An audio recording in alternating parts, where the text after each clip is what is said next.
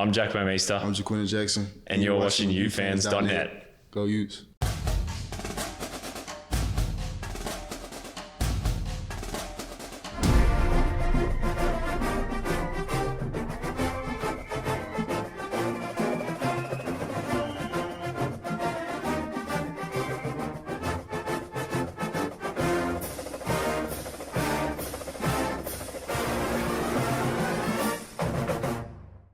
Hey, Ute fans, you're watching another great episode of The Extra Point, brought to you by the Ken Garff University Club and presented by Utefans.net, the original home for Ute fans.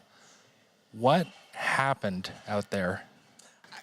I don't know if it was a combination of Arizona being totally prepared and ready to take us to the woodshed, or if Washington beat us twice. I don't know if it was an emotional hangover from last week, but there was something going on that wasn't clicking. I mean, it's always tough to kind of go down there and play in Arizona no matter what, you know, but it's hard to say that the team was ready to play. That's why I would say they was ready, but you can't go down against a team on an away game where touchdown, punt block, which is uncommon for us here at the University of Utah, but it happens, 14-0. It's tough. It's tough, just starting off with that. And only 5 minutes in, you're down 14. Absolutely. The whole game changes when it's that lopsided in the first quarter. Having a game plan you prep for all week, all of a sudden it's 28-0 in the first quarter. What you prepped for all week changes for the rest of the game. So you're already far behind the 8 ball there, trying to play catch-up, really just trying to slow the bleeding at that point. It turns into a fire drill. Yes. And Arizona was ready for this game. It was their senior. It was their last home game. It was military appreciation. Tucson is a heavy military town, and they were giving out free tickets to make sure the stadium was filled. You go up 14 points, that's a hard environment to get anything clicking. Just like last week, the tell of 2 halves, much better in the second half, but that first half, it was hard for everyone to watch. So we go down 28-0. That's the first time that's happened this season. What happened to our defense, which is historically very, very good? I think the jerseys that they had on that combination kind of messed us up. It was ugly. You know, but really, they came out with a good game plan. That's what I would say is that the game plan worked really well when you're up. You know, when the offense is scoring and the offense is doing what they need to be doing, Arizona defense can just let it all rip, you know, just get to the quarterback. So their defensive plan, it worked really well because of the score made it that way, from what I feel. Well, and Arizona's singing a redemption song for the 3rd season, now with their coach being in his 3rd season. We just happen to hit all the sour notes in this song today. Arizona's defense was built to beat us. And their coach honestly said, we are playing the 2-time defending Pac-12 champions. Even though we're eliminated, they still view us as such. He has given our program credit to the point where I want to be there in a couple of years. He hit the transfer portal hard for his defense last year. Last year was offense, this year defense. A lot of big Pac-12 players, one from Michigan, are now on that defense, and they were up for this game. They saw this as a coming to terms with where they're at and where they're going. And we ended up getting the short end of the stick. Absolutely. Defensively, that's right where you want to have a game to go. You got them right in your hands. Go up on a high score, make them one-dimensional with the throwing. Arizona was dialing up those blitzes. And just, as we saw in Bryson's face, had him on his feet a lot. So what do we think about the offensive production in this game when we put up, 18 points, we got a touchdown in garbage time, but for a lot of the game, we were down 18 points, more than that. What do you guys think about the offense and the offensive schemes for this game? We're one of the country's leaders in times of possession. That didn't happen today. We didn't have those opportunities. We fell flat on every offensive cylinder in the first half. We made some adjustments. We ended up getting stuff going, but they had answers for us everywhere that we were turning. Their offense was clicking with their new stars. Their defense was clicking and throwing everything back into our face. It was a back against the wall type of game for us. They started off fast. And me and we was just talking about it. We literally just had a good conversation about starting off fast compared to starting off slow. It's like you are playing uphill. And that's not our best game here at the University of Utah, is playing uphill battles. It's like we play in the tough, 3-3 or a 7-7 type of games. We don't play with this 28-0. It's like it's really, really tough to kind of get through that hole that we dug for ourselves. Is our offense built, or is our play calling built to catch up from big deficits? It's hard. Like I said, with the signs of time of possession, how we run the ball, Utah historically being a second half team, second half adjustments, keeping it close, and then really, taking a lead in the third, fourth quarter when it goes our way. But when you're that far behind, it changes everything. From our defense, the special teams touchdown, it's tough. Super hard to win a game if there's a special teams turnover, let alone a special teams touchdown in there as well. Now, Bryson Barnes had over 300 yards passing today and like 60, 70 yards on the ground. He did throw 2 interceptions. How impactful were those interceptions? Because we did lose the turnover margin today. Let me say this first, though, is that those yards, it looks really good on paper. It looks great, and the turnovers, it looks bad. But explosive plays is what we look for in the NCAA football, is explosive plays. And what we lack. We're lacking explosive plays. And I know that our offense is built under Coach Ludwig, and we do the yak, yards after catch. That's our biggest thing. But in situations, yak yards can only get you so far. And when you have a defense that was Arizona, they were just sitting on routes. They would just flat foot read, just attack. Just the ball not going to ever be thrown over 15 yards. It's going to definitely be thrown under 3-step, 1-step, get the ball out quick. And you said it earlier about his reads are like, it seems like it's a one read type of quarterback, and then it's like second read, no emergency. It's just like, if it ain't open, figure it out, which is tough. And they had him and they have him moving out of the pocket, which makes it hard to establish those as well. Yeah, just looking back, seeing Bryson, we've seen some of those games on point. 2 interceptions is hard, especially in the red zone. The ball is everything. It's up there in the facility. It's in big letters. Ball is everything. And when you turn that over, it's the biggest margin or biggest stat indicator of win or loss is the turnover margin. And having one in the red zone hurts a lot. It's one thing to get to the red zone and come out with points, positive in a sense. Still, defensively, you hold them to a field goal, that's a win for the defense. You got to get points out in the red zone. Oh, and real quick, I pointed out to you guys, their defensive line, when they were sending 4, they were keeping that one shallow D lineman to spy Barson or the zone cut run plays so that they were filling into the holes that were opening up when Barnes would usually start to flee. In the last part of the game, they stopped doing that. That's what's giving them those rushing yards on those slides. They had a great game plan to head us off at every pass. And it almost felt like the last game that we played here and fell short, they just seemed to be everywhere we were trying to go. And hats off to Arizona. Great coaching job, great game plan. They just flat out beat us today. I have to mention special teams, a blocked punt returned for a touchdown. What do you guys think about that play? Because that stood out, and it set the tone for that enormous first quarter. Yeah. I could talk. I was middle shield over there on the punt team for a long time. And that last year, we had a lot of block punts down the line as a shield. And it's the worst feeling ever. You're the big guy there between the punter and the defense. You're getting loaded up with guys coming full speed. It's a terror once you hear that ball get smacked. Or in your head as a lineman blocking, you got a clock. And if you don't hear that ball get punted off, ooh, your heart drops. Let alone seeing him scoop and score. Tough time, tough break. Well, it was big as impactful in any special teams turnover, just like our blocked field goal. That was when we started to click, and even though we were going into halftime, that was when we gained the momentum back and started to push and make things happen in our favor. Special teams, and I'm living proof, special teams make a big difference at the end of the day. So what do we take away from this game? I mean, we're 7-4 now. We're going into Colorado, is coming to Rice-Eccles next week, and we'll preview that in the second segment. But what do we take away from this game? I mean, this late in the season, it's a very disappointing loss. It's a disheartening loss. We got taken to the woodshed. What do you guys take away from this game? How do we move forward? So the one thing that I take away from this game is that they scored with a couple of seconds. They went deep. I don't like that. I'm not a fan of it. And Arizona, we'll keep them in mind because I didn't like that at all. I feel like that was a shot at what we were just talking about earlier about how Arizona feels that the back-to-back champion is like, like this, that. But that is part of the game. Just know that it's marked now. I'm 100% sure that's going to be marked. To steal a line from next week, is it personal? That's way personal. It's made it personal. Yeah. What do you think, Devin, about that late score for Arizona? sickening. I mentioned earlier, you got to take that personal. As long as there's time on the clock, you got to play your heart out. You know, there's no time to feel sorry for yourself, take plays off, looking for a sideline, looking for a sub. You know, you're out there with a group of brothers.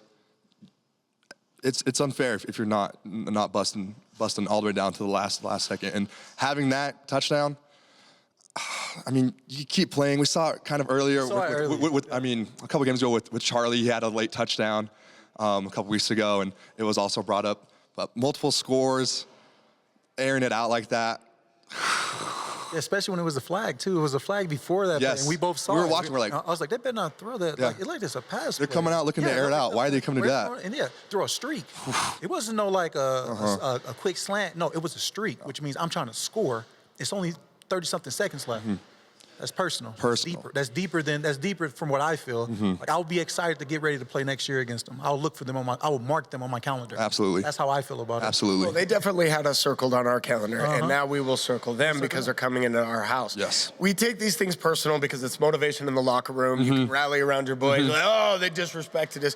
But, I mean, if you look at what Arizona's done over the last 2 years, specifically this year, they're riding this wave of momentum. They're bowl eligible. They're doing good things. Their recruiting is killing it. They're on the rebound. I don't know if that was a personal jab to Whittingham, but we are accountable to the reactions to our actions. We are accountable for what we do, and that I would take personally as well. Yeah, you take it personally, but as a player, you know that's part of the game. Yeah. If I let it get that far, that's I need to find something I need to do to help myself as well as my teammates to have us not be in that position.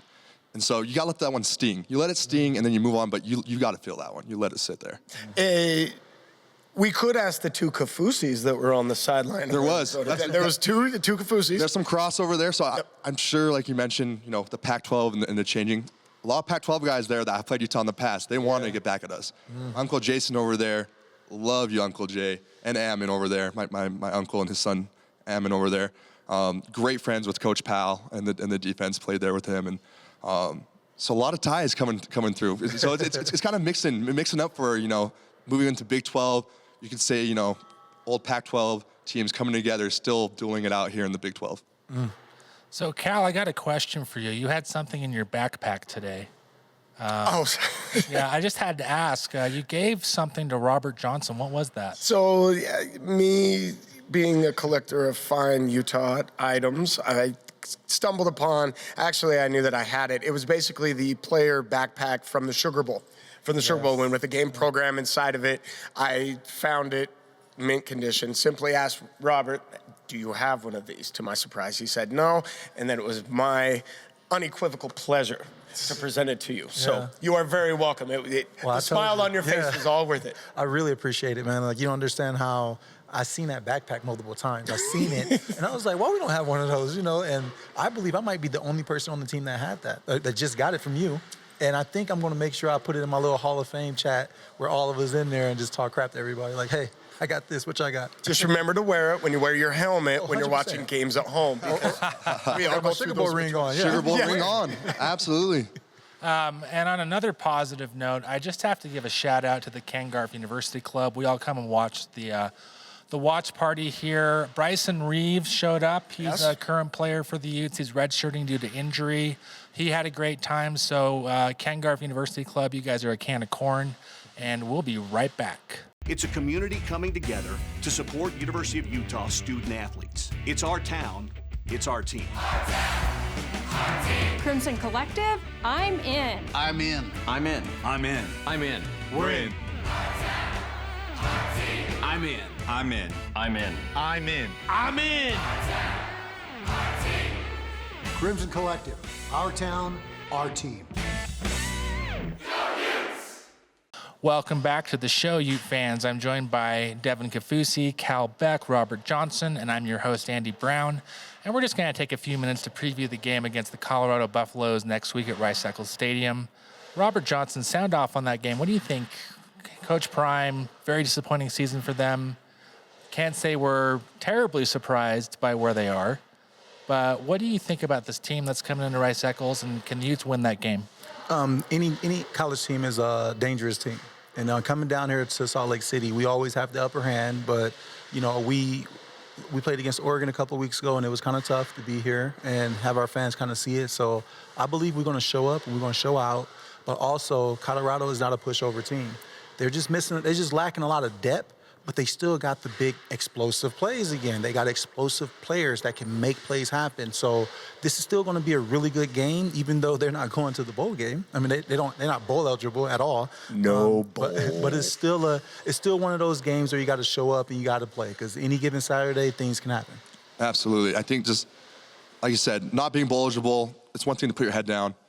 But a lot of teams will rally around that, saying, hey, our destiny's kind of written out already, but we can go out there and show something, have something to prove. They know how hostile it is here. The record we used to have here at home, it's one way to end their rough season with a highlight. End with a win on the road. It's huge. Happy we're back at home, though. Like you mentioned, having playmakers and everything. Prime time here in Salt Lake. It's going to be awesome. I've been looking forward to this one. Having Coach Prime and Coach Witt are on very different ends on how they are with the media and out front. But it's Pac-12 football, explosive plays every week. We mentioned earlier in past shows, November football, anyone could show up and make big plays. Well, like you mentioned, they're not bowl eligible, and that changes a lot of formula. Like we were speaking earlier, I don't know if all of their starters are going to play, especially if they're looking at the portal or if they're looking at entering the draft. They're going to start protecting their future. So we may not end up seeing their starting quarterback play. We may not end up seeing their highlight blue chippers play. We all have this game circled on our calendar since the very beginning. We wanted to see the show come into Salt Lake, or we all watched Colorado this year. I dare say the luster of the team has lost some of its shine because their win record isn't as high as some people might have been cheering for or hurting for. The other side of that is there are just as many people that wanted to see the system fail. Yeah. I'm very curious to see what team shows up to play in Rice-Eccles Stadium, because what we have seen is a team start off strong with a lot of enthusiasm, a lot of belief, but then when they hit adversity, like we've mentioned, good teams fight through adversity. This team is still trying to find its footing in adversity. I'm curious, number one, how many players will stick around in Colorado after this year? Number two, who will play next week when they come here? If you look at our lineup today against Arizona, we had a lot of freshmen on there. We had a lot of starters missing. I'm not saying that they're sitting out for the same reasons, but it's a different feel when you're not championship eligible, when you're not bowl eligible, because then you have to think that big picture. The other side of that, they're still having recruits watch. And if they don't come and play a game in Rice-Eccles when they have the opportunity to show the show, or should I call it the clip now, because it hasn't been as long as we thought. So but it all works into their ended up recruiting. Now they've got to think about being successfully recruiting. So what team shows up? And I'm really curious, because I've already heard whispers, there's a lot of team players that are not going to be staying there. They're already looking in the portal. And so I'm wondering, in a year from now, a year from the beginning of this year, at the start of next season, will his program look the exact same, and will it be run the same way he started off this year?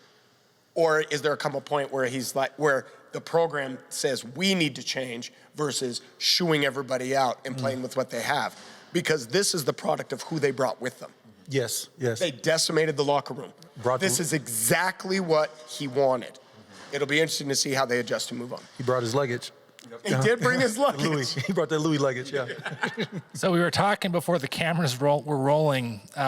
We got taken to the woodshed today, very obviously, by Arizona. But Colorado had a pretty tough loss against Washington State last night. I think both teams will be pretty hungry. They'll both be craving a win. What are the keys to victory for the Utes next week? Don't fall behind early. Like we've seen how it happened this week. Ball control, don't fall behind, and we need turnovers. Once again, turnovers. That's all I could think of. And pressure. Yeah. Like what we lead the country in, we did not see today. No, not at all. Going back, that's the keys of the game. The formula of Utah football is win the turnover margin. That's one of the main focuses. Ball's everything. Offense has to protect it. Finish in the red zone defensively. Just smother them. Tap them out. 3 turnovers is what we're always looking for in a game. I would love to send the seniors off, it being senior night back here. It's going to be a fun time. I think it's going to be a fun time. Senior night's always fun. what senior is going to pop out, make one last good memory here at Rice Eccles, here on the team. It'll be a good time for sure. My biggest key to victory is yak. Not your yards after catch, but yards after contact.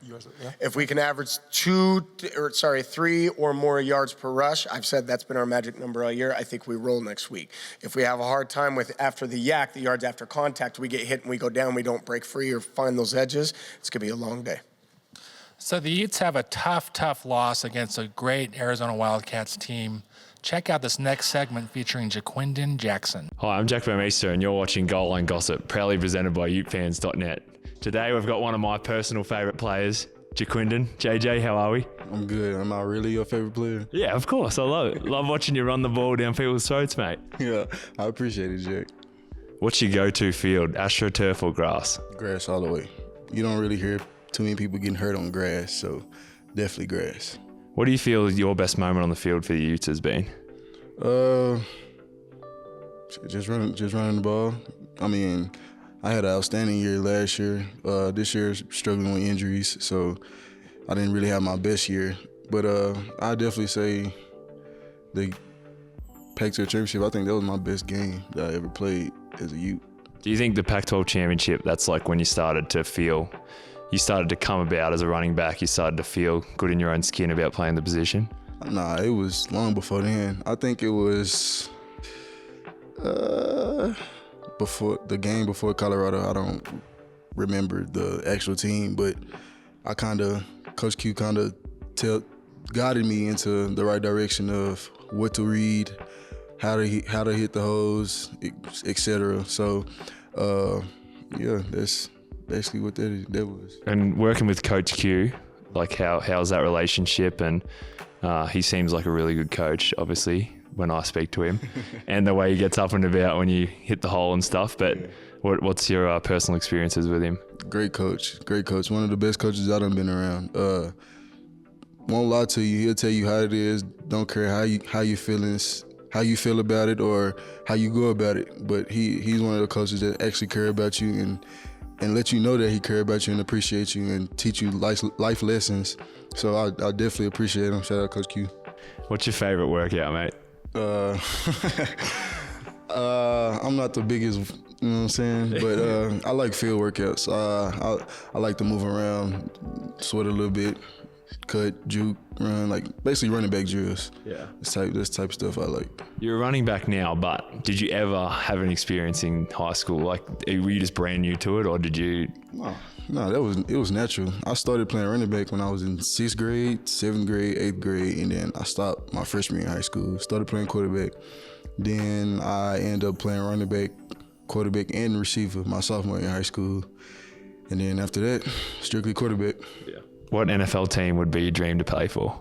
I would love to go back home and play for the Cowboys. Yeah. Yeah. Even though I'm a so-so fan, I'm halfway a fan, but I definitely would love to go back home and put on for the city. What's your second best sport? Can you hoop or?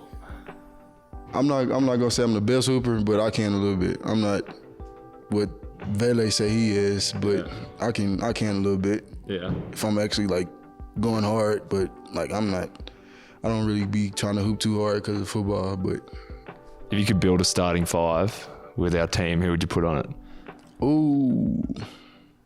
I don't know, fam, because like it's a lot of players on our team that said they can hoop, but I have never seen them hoop. Yeah. But I say Money Parks. Money can hoop. Fast. Yeah. Dang, I don't know. I know Keith. Keith can ball really? Too. Keith can hoop, bro. Keith Olsen. Yeah. Big O lineman. Keith can hoop. Vele, of course. I don't really know too many other people that can hoop like that. Would you put yourself in there, or? Of course. Yeah. I'm not gonna sit on the bench. Do you reckon you could run a marathon? No. What about a half? No. I don't. How much have you got in the tank? Like 2 miles, 3 miles? Or you're a short burst kind of guy? Short burst kind of guy. I'm not a long distance runner. I hated running the 400 in high school. Yeah. I hated that. Summer conditioning though, you seem to be out the front all the time. Nah, but I mean that's what you work for. That's what you summer condition and winter condition. That's where you want to get all that in. So when the time comes, you're not out of shape, tired. So you got to put the work in. That's one thing about me.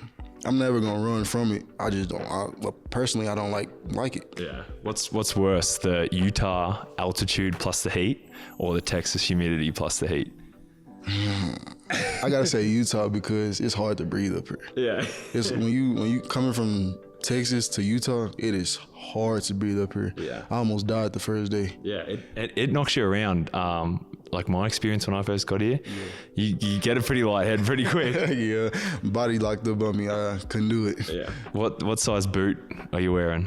13.